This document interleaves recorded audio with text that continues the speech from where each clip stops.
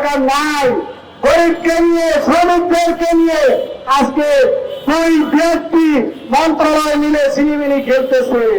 এই সিনেমিনি খেলা বন্ধ করেন, তা না হলে এই শ্রমিক যদি একবার খেলে যায় তাহলে অস্তিত্ব থাকবে না।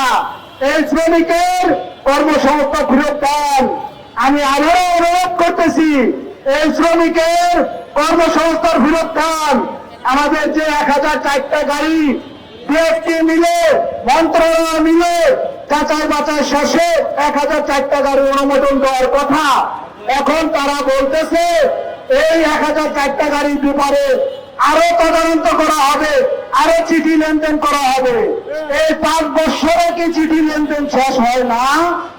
এত 5 বছরেও চিঠি লেনদেন শেষ হয় না কেন? আপনাদের 1004টা গাড়ির মধ্যে কি আছে? 1004টা গাড়ির মধ্যে কি আছে? আপনাদের তদন্ত শেষ হয় না? টেবিলের তলে দিয়ে নেটওয়ার্ক আতঙ্কের কাছ থেকে কোটি কোটি টাকা আত্মসাৎ করে এই 1004টা গাড়ি বন্ধ করে দিয়েছে। এই আত্মসাৎ টেবিলের তলে বন্ধ করেন, এই টেবিলের নিচে বন্ধ করেন।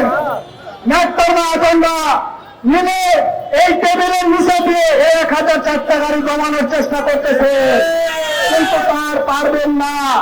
রাজপথে যখন নেমেছি, রক্ত যখন দিয়েছি, এই গাড়ি বাস্তবায়ন করে ছাড়বো ইনশাআল্লাহ।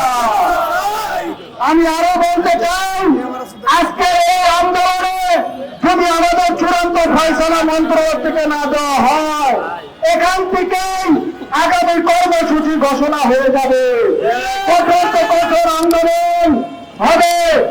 আমরা এখনো রাজপথ ছাড়ি নাই, ইনশাআল্লাহ আগামীতে রাজপথ ছাড়বো না।